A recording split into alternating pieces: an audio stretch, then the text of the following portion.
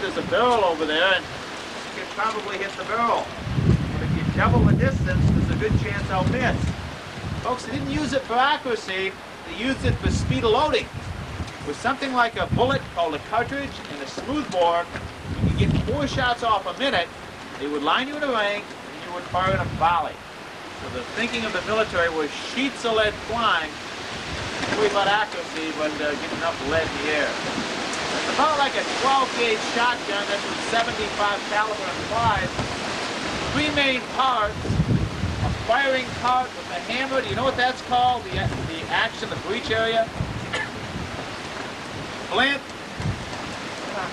Lock. Very good. Lock mechanism called the lock. Wooden part. What's that called? Stock. Metal part. Lock. Stock and barrel. See how that crept in? They make me give you more of them. And I'll do it as quick as I can. Don't go off half-cock. Safety half-cock firing mechanism. You're nothing but a flash in the pan, flash pan side of the barrel. Keep your powder dry. Those people in the movies never have misfires, but they occur. Trust me. On a nice day, it will work 80% of the time. On a windy, rainy day, less. So even today, the wind, it could be a problem. Now, it's pretty simple in theory. It's not loaded. I'll show you the action of the flintstone and the hammer hitting that prison and making a spark. Flint on steel. The spark, hopefully dropping into this flash pan right there on the side of the barrel. An explosion or flash in the pan. The fire, jumping through a touch hole, enters the breech, setting off the main charge of powder, shooting out the ball. Click, flash, delay, boom, and out goes the lead. Get the lead out. Folks pay good money to come in here and hear bad jokes, but it's been a long campaign for this red coat here. So I'm holding out. Trying to. I'm going to take my ammunition out, load as a military soldier did. You had only 15 seconds, so they did give you something like a bullet, called a cartridge. Everything in here from the powder to the ball to the wadding. First attempt at a shell. Musket in your left hand, cartridge in your right, 15 seconds to fire. How do you open the cartridge quickly? We are looking for recruits. Girls interested? Pay you 8 cents a day. If you're bunk in the barracks, we feed you lots of salt, pork, and oatmeal.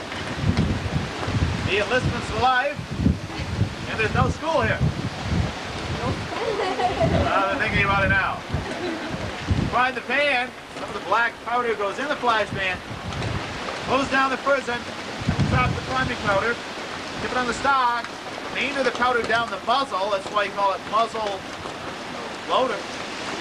Tapers the wadding. And there's no bullet. There should be an ounce lead musket ball, but for safety that's missing. You're going to pack it all down with a ramrod. Push the ball and taper down the powder. Place the ramrod. We're ready. Folks, I'd like to caution you, it is rather loud.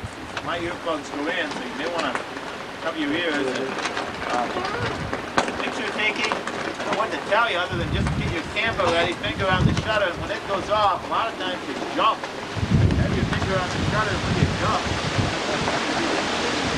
Maybe you'll get some smoke. What's that? Hold it, and pull that forward. Hold it, command. Pull that forward. And forward. That's most unusual. You're nothing but a flash of the pan. No, folks, I've heard this all day long. That is most unusual this late in the day. But I guess it proves it can happen. I have a little tool called a pick. To run that pick down the touch hole and open up that clogged touch hole evidently. And then reprime it and try again. Could be a problem out in a battle. With all the noise of muskets going off, you probably couldn't hear very good. If you had that flash and a volley of shots went off, you might actually think it went off and load again. But probably occurred. Okay, we'll try once more. Firing command. Pull that forward. Present. Forward.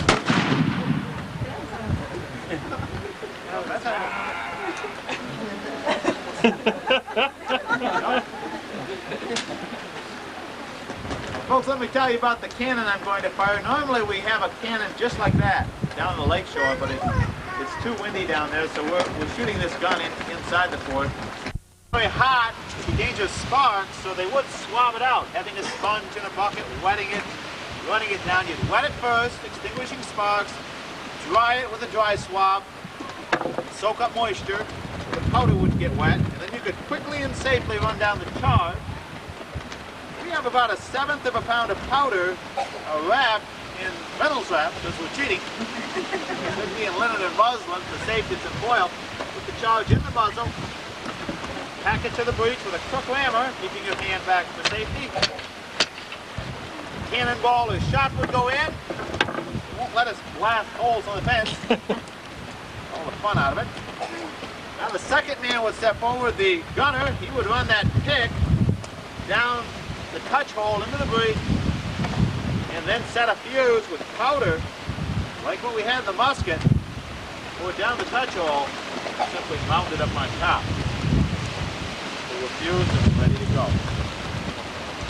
Now folks, they didn't have matches as we know it, but they did have something that works something like a match.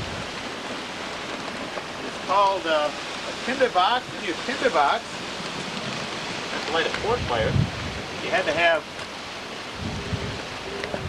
that's a piece of chalk-cloth, a flintstone, and a striker light. The chalk-cloth you had to make, that was cotton cloth put in a tin and chowder burn, laid on the edge of the flintstone, hit flint on steel, catch the sparks on the cloth, and then light the port.